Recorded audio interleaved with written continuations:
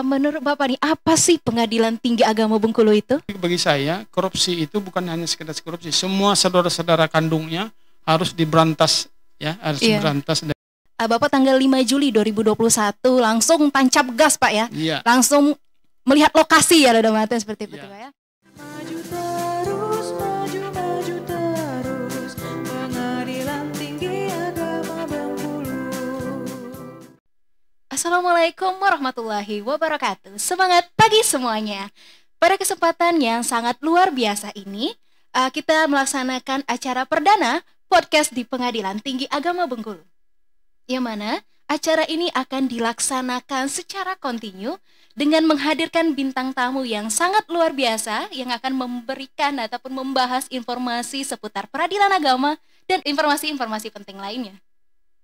Pada kesempatan yang sangat luar biasa ini juga, kita diberikan suatu kehormatan nih, dapat berbincang-bincang langsung dengan Ketua Pengadilan Tinggi Agama Bengkulu, yaitu Bapak Dr. Haji Insafli MHI. Selamat pagi Bapak. Selamat pagi, Assalamualaikum warahmatullahi wabarakatuh. Waalaikumsalam warahmatullahi wabarakatuh. Ya, Bapak Dr. Haji Insafli MHI ini adalah Ketua Pengadilan Tinggi Agama Bengkulu, yang mana sebelumnya menjabat sebagai Ketua Pengadilan Tinggi Agama Maluku Utara, yang mana pada tanggal 2 Juli 2021 dilantik langsung oleh Ketua Mahkamah Agung Republik Indonesia dan menjabat sebagai Ketua Pengadilan Tinggi Agama Bengkulu. Bagaimana Pak kabarnya hari ini? Alhamdulillah, sehat walafiat, kabar baik semua. Alhamdulillah, baik juga Bapak.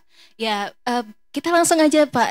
Saya juga sebelumnya mohon maaf, sebelumnya minta izin ke Bapak. Kita akan berbincang-bincang mengenai seputar peradilan agama khususnya untuk para audiens-audiens yang sebelumnya memang belum tahu apa itu yang tentang peradilan agama. Baik, Bapak, menurut Bapak nih, apa sih Pengadilan Tinggi Agama Bengkulu itu? Pengadilan Tinggi Agama Bengkulu itu artinya adalah pengadilan tinggi agama yang kedudukannya kantornya di pusat Provinsi Bengkulu. Sebagaimana kita ketahui bahwa sistem peradilan di Indonesia itu ada tiga peradilan ya. Tingkat pertama, tingkat banding, dan tingkat kasasi. Kalau tingkat pertama itu adalah pengadilan agama yang ada di setiap daerah tingkat 2 di kabupaten atau kota. Sedangkan Pengadilan Tinggi Agama itu adalah pengadilan agama yang tingkatannya adalah di atas pengadilan agama yang mewilayahi seluruh PA di provinsi Bengkulu ini.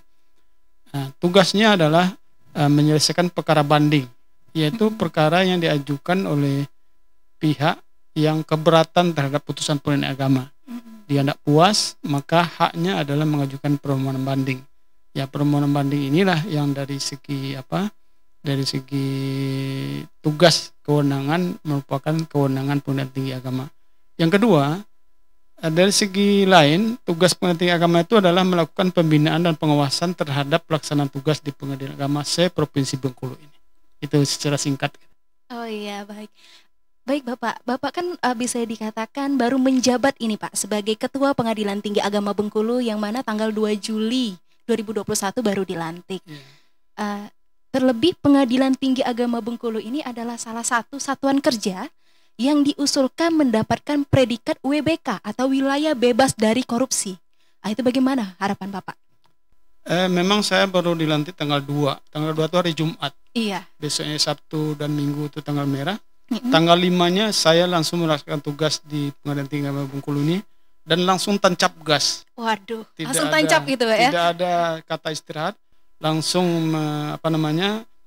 membenahi ya apa-apa yang perlu dibenahi dan perlu dilengkapi, apa yang perlu ditambah di dalam rangka persiapan untuk pembangunan zona integritas di Pengadilan Tinggi Agama Bengkulu dan di Pengadilan Agama sewilayah Provinsi Bengkulu ini.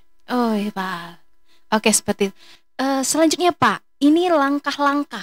Ada nggak langkah-langkah strategis Bapak mengenai untuk menghadapi, untuk meraih predikat wilayah bebas dari korupsi ini, terlebih di wilayah Pengadilan Tinggi Agama Bengkulu ini kan ada 9 satuan kerja Pak? Iya, langkah-langkah yang pertama adalah agar kesadaran akan membangun ZI ini itu bukan hanya dimiliki oleh pimpinan saja. Ya, tetapi harus menular dan merata ke seluruh aparatur di Pengadilan Tinggi Agama ini. bahwa kita itu harus berubah kepada yang lebih baik. Kalau yang semula mindsetnya itu adalah merasa pejabat, merasa pegawai negeri, lalu minta dilayani. Kalau sekarang mindset itu harus dirubah. Kita ini adalah sebagai pelayan, ya. Kita adalah sebagai orang yang oleh negara ditugasi untuk melayani keperluan masyarakat pencari keadilan tentunya. Nah, jadi di segi mindset. Yang kedua dari segi culture set, itu artinya budaya kerja.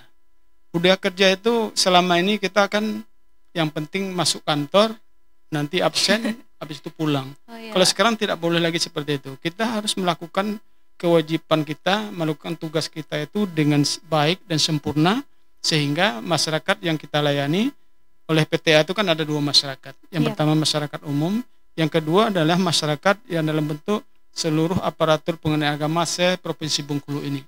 Bagaimana mereka merasa telah terlayani oleh aparatur PTA itu dengan sebaik-baiknya, pelayanan yang namanya excellent service, ya, pelayanan yang terbaik, gitu, yang bermutu, cepat dan biayanya ringan, gitu. Oke, berarti memang harus dari mindset dan ruang lingkup pekerja itu, Pak, ya, dalam artian berarti sebelum kita memperbaiki itu adalah mindset dari dunia kerja itu, ya, berarti lingkungan kerja gitu, Pak, ya. Ya, yang mana kita juga untuk menerapkan nilai-nilai dari predikat WBK ataupun dari zona integritas itu tadi memang harus diterapkan langsung oleh satuan kerja itu, berarti, Pak, ya. Iya. Kalau WBK itu istilahnya kan prestasi, ya.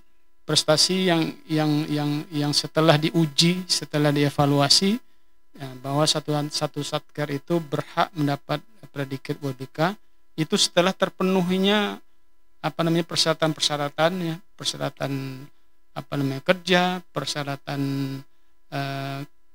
kebersihan dari korupsi, gratifikasi, suap dan pungli, ya.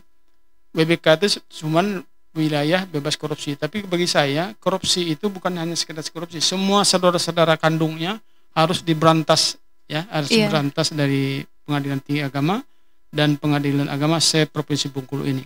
Tidak boleh ada atau disebut dengan zero, ya. Jadi KGSP tadi itu harus zero dari semua lingkungan peradilan di Provinsi Bengkulu ini. Baik.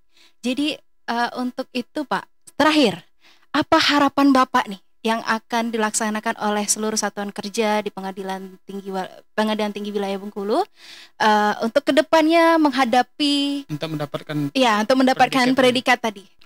Ya, sebelumnya dari hari pertama saya bertugas di Pengadilan Tinggi Agama Bengkulu ini, kita sudah mencanangkan ada dua hal, ya.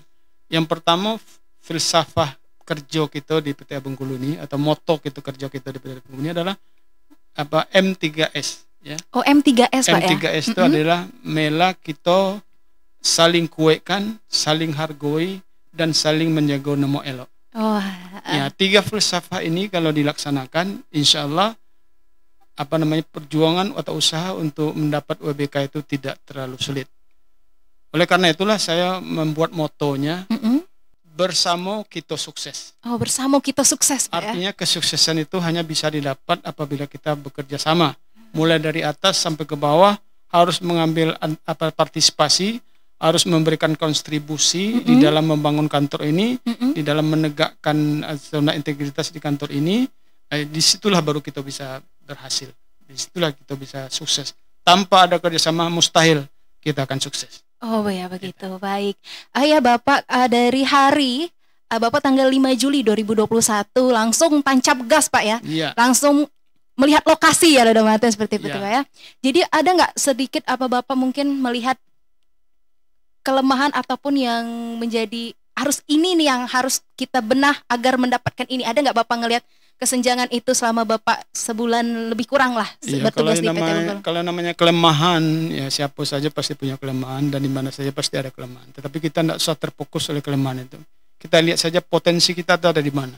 Saya melihat di PT Bengkulu ini terutama itu sumber dayanya cukup meyakinkan, ya, cukup menjanjikan.